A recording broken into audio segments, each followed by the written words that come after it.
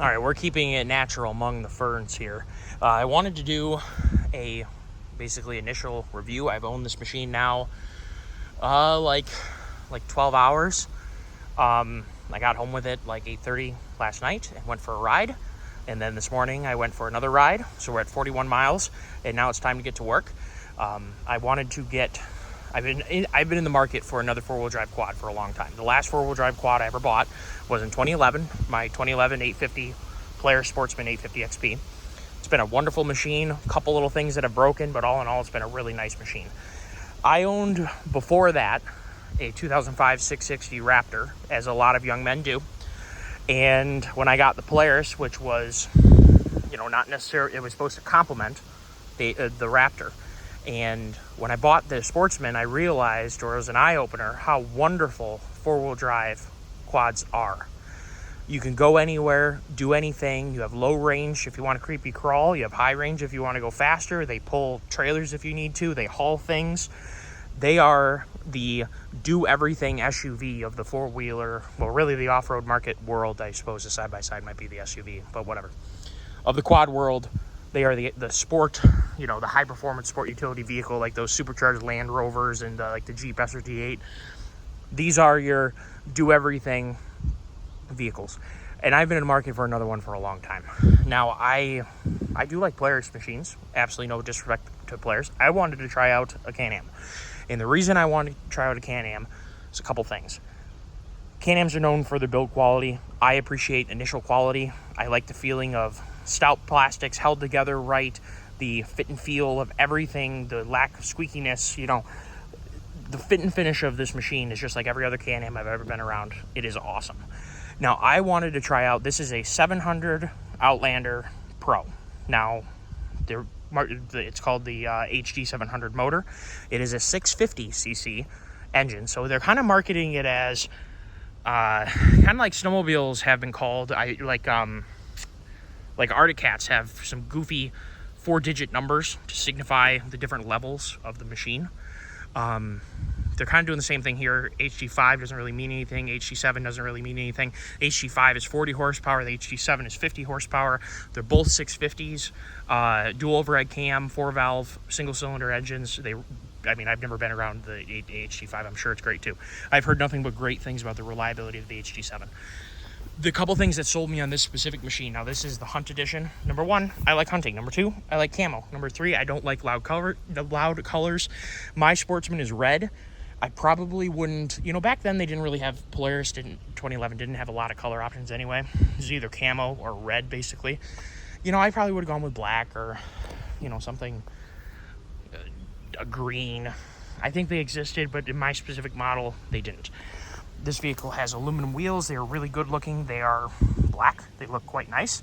Came with these better looking and less cheapy looking tires, like maybe some of its competitors do come with. It has really heavy duty foot. A lot of grip here. And it's got, the Hunt Edition has these really cool high density plastic runners to protect the sides of here. Now, they don't come out here, obviously, but they come out here, and it's a common place where you'd high center. When you're working in here, this will eventually all be cleared out to have a little bit more room in this specific area. Leave, obviously, the poplar birch trees, the maple. But these extra pines, trust me, I got more pines than God, so I don't need to have more pines. Pines are going to get cleared out. We have ample new growth of pines in other places. So when you're working in an atmosphere like this, dragging your underbelly on things is entirely possible. It has these aluminum A-arm skids. I'm not a Can-Am guy, so I know that the prior Outlander was called a Gen 2. I don't know if they're calling this a Gen 3, but there are some differences. It doesn't have that torsion bar trailing arm setup, which, a lot of the Can-Am guys really love, but I prefer to have independent A-arms. We have ample ground clearance, tons. Big 2-inch trailer hitch, which is great. The Hunt Edition comes with a rear bumper, and it comes with a front bumper. This machine, for some reason, didn't get shipped with a front bumper. They have already done what they got to do to get it to me. They're going to install it on its first service. They've already ordered it. It'll have a tubular front bumper. Now, I'm not saying the tubular front bumper looks good, because I kind of like almost the look of it just bare like this, but it'll protect the front end, and when you're working in an environment like this, protection is everything. The air intake comes in through here. Your belt discharge is, under here too. So this, I'm getting annihilated by this stupid horsefly here. Get away, go away. These are air intakes for your engine and for your belt. It has a really cool growl. This engine sounds really cool. And now in the 41 miles that I've owned it, and I've obviously been varying speed, trying to break it in a little bit. It's got a really cool growl, and you can really hear that air intake. Get out of here.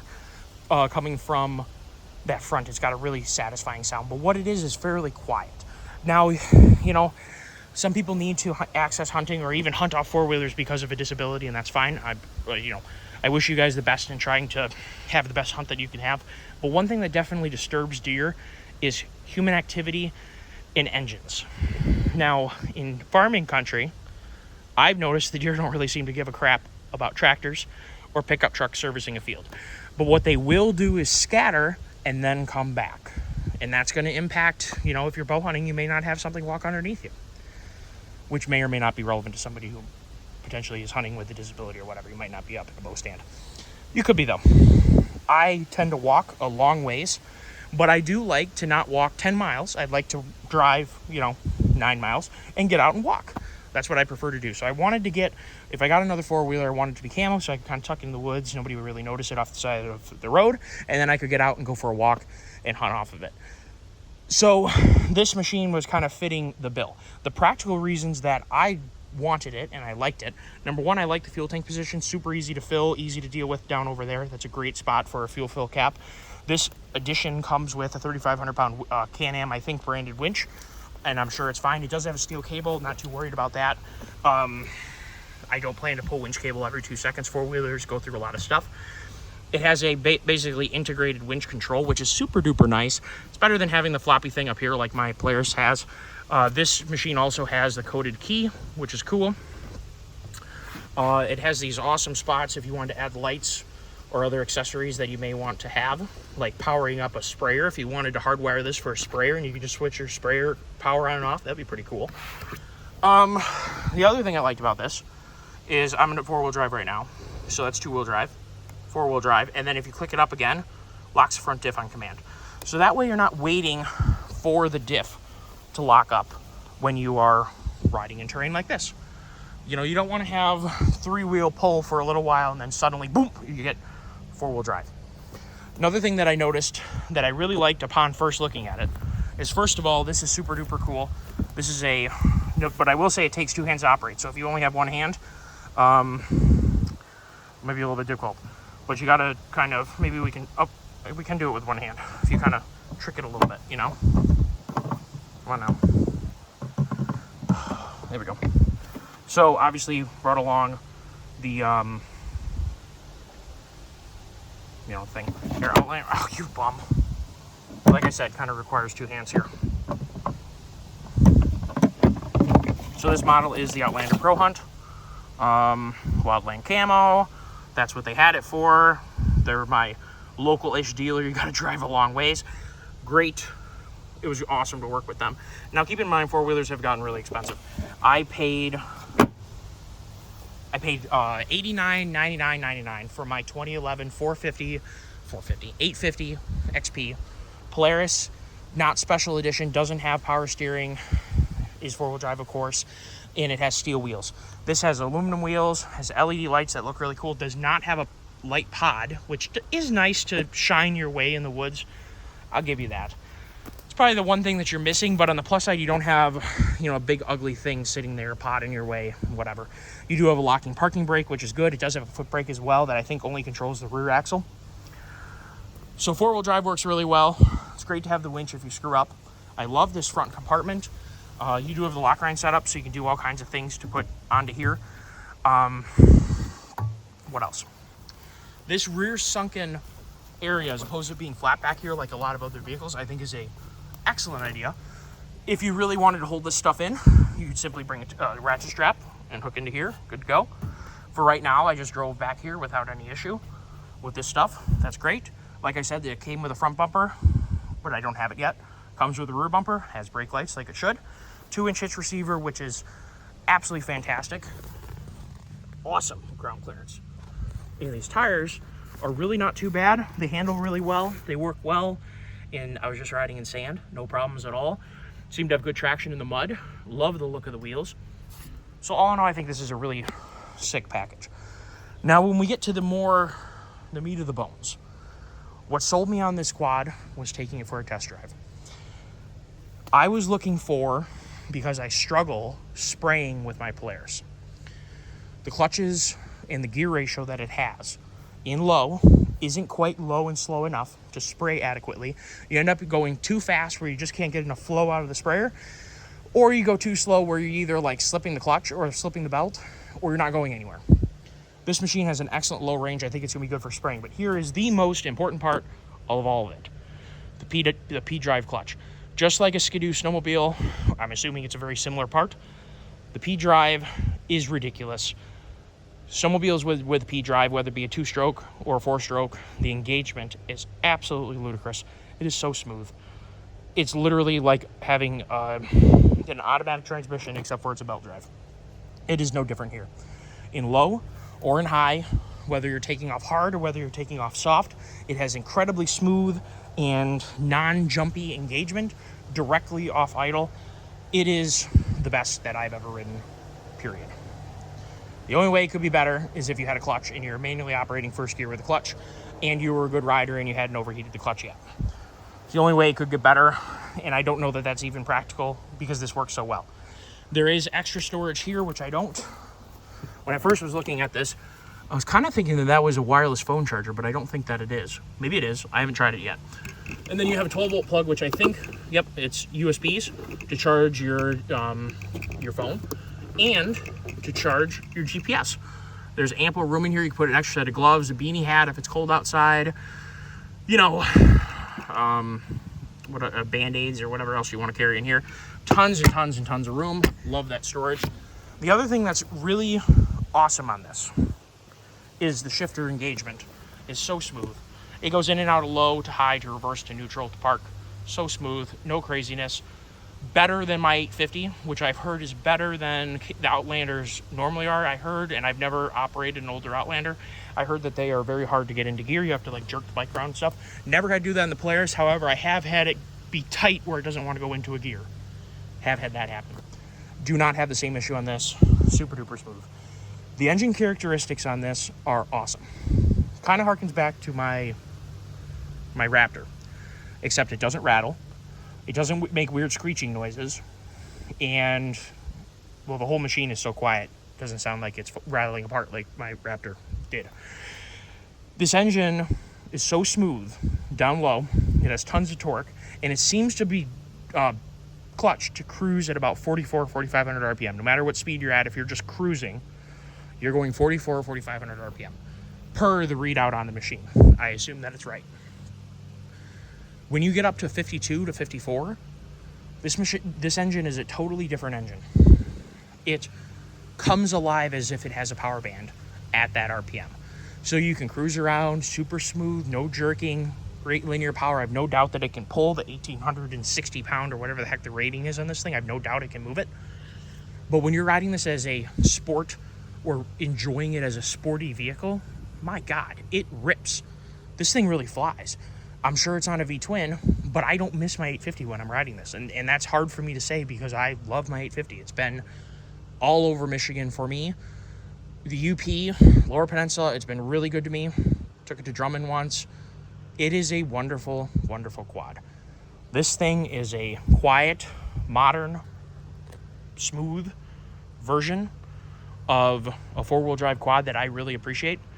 And I think that if you had an older quad, and let's just say you wanted to upgrade, and let's just say the 850 and the thousands have gotten out of your price range, which I think for everybody they are, you will not miss the twin, whether it be a Polaris or a V-twin. This thing flies. And I am a big guy. You guys that weigh half as much as me, you 150 pounders, oh my God, this thing is going to knock your socks off. Absolutely knock your socks off. The rider that this is going to complement is the rider that knows he's fast or doesn't care that he's not going as fast as, say, somebody really flogging it. If you know you're a fast rider, you're going to be a fast rider on this. And you don't need to show everyone that last little bit of showing off that is going to end up with you wrapped around a tree someday. Or, you know, I guess maybe you're not going to look like you're going Mach 10, because maybe you aren't, but you're going as fast as you need to go safely within the trail speed limits, or within, I know nobody rides the trails at 25 miles an hour, let's be real, nobody does. But this machine, 50 mile an hour and below, you're not missing an 850 at all. Not a bit. Above, yeah, takes a little while to get to 55. It will cruise at 55 once you get there just fine. But it's not wicked fast past about 48 or 50. It's starting to lay down. It doesn't pull as hard up at those higher speeds. Do you need to go that fast? Do you? What situations do you need to go that fast? Probably not that many. And if you only were going to ride straight line on a road, that's exactly where having a muscle quad, 1000 or a 850, might benefit you greatly. Those of us who are going to ride on 2 tracks or ride on, you know, fire roads that may have opposing traffic, where you're, you know, cornering at 25 to, 30, maybe you're going 35 in the straights. This thing does that all day long, and you're barely using any throttle doing it. I can't comment on fuel economy. I just dumped some fuel in. I did not get it with a full tank. It was like, you know, half full when I got it, and I had it turn on the red light for me. So half to the red light coming on was about 38 or 42 miles, was about 42 miles. I imagine that this is going to be, you know, you have it filled up all the way. Well, we're going to find out. I have filled this thing up all the way, and I will continue making videos on this because I love it.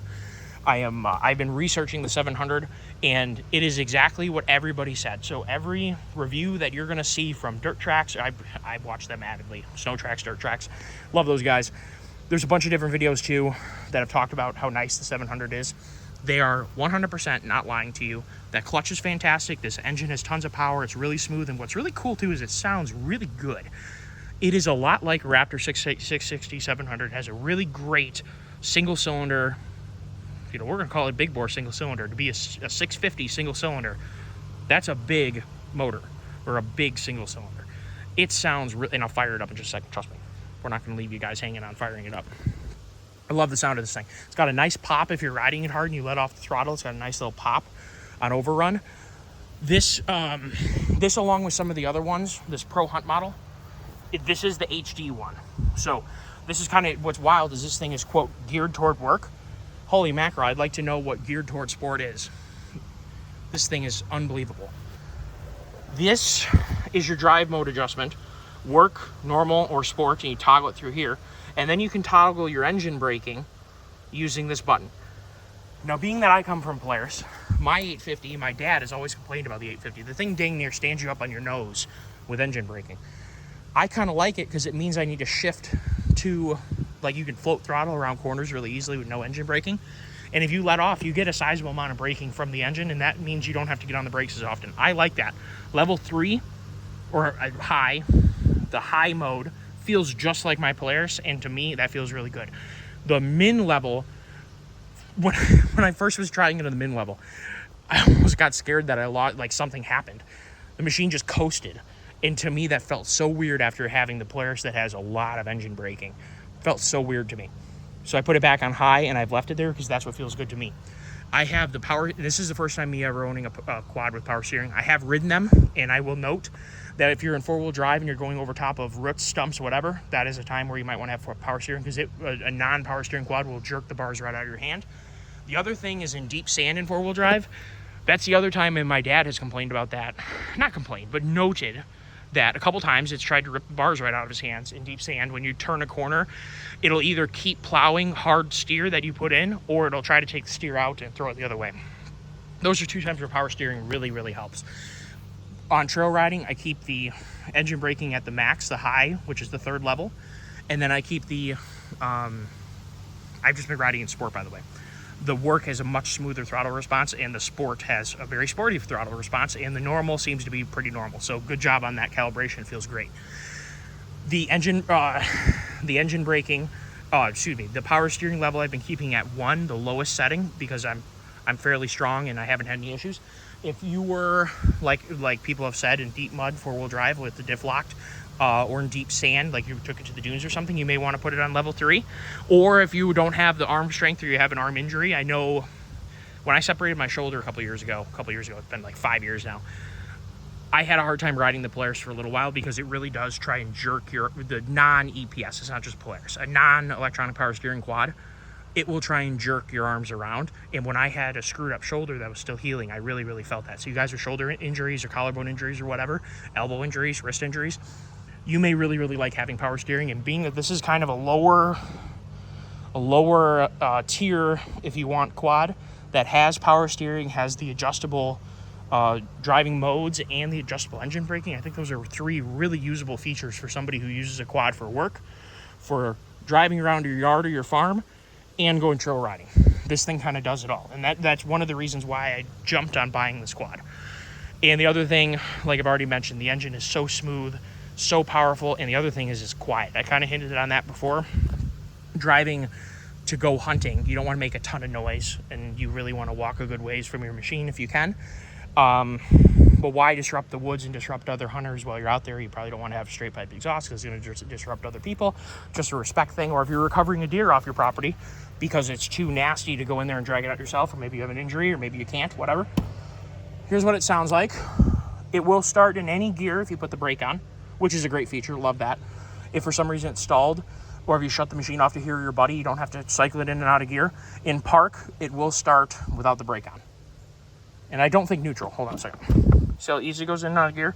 I don't think it'll start in neutral. Let me see. Nope. Won't start in neutral without the brake on, but it will start with the brake on.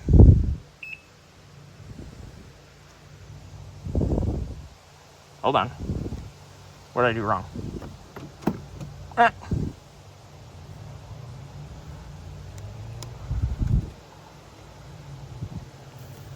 What did I do now? Oh. Maybe it didn't reset, because I know I've started it without the brake before. Oh, you know why?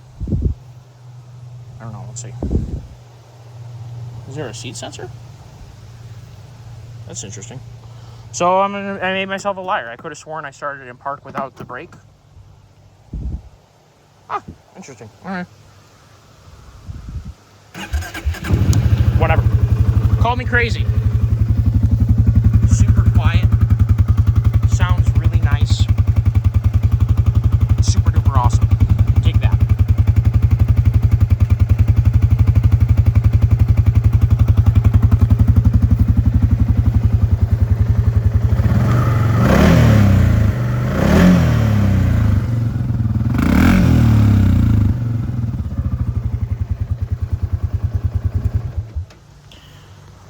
It is definitely nice to have a dual personality machine where you can cruise around with less noise, and then it sounds really good when you get on it. So well done, Can-Am. As long as you're reliable, I think this is potentially the best quad I've ever owned. Love it. I hope to experiment more with Can-Am. I think they build quality stuff. I like what they have to offer, and I specifically like when they build a package that is so complete.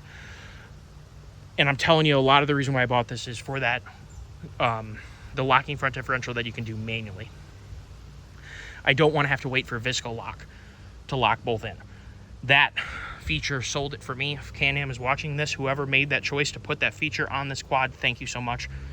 That is what made me buy this quad. And the headlights do look really good too, and they have very good brightness. I went for a night ride last night. Super good brightness. Awesome job, Can-Am.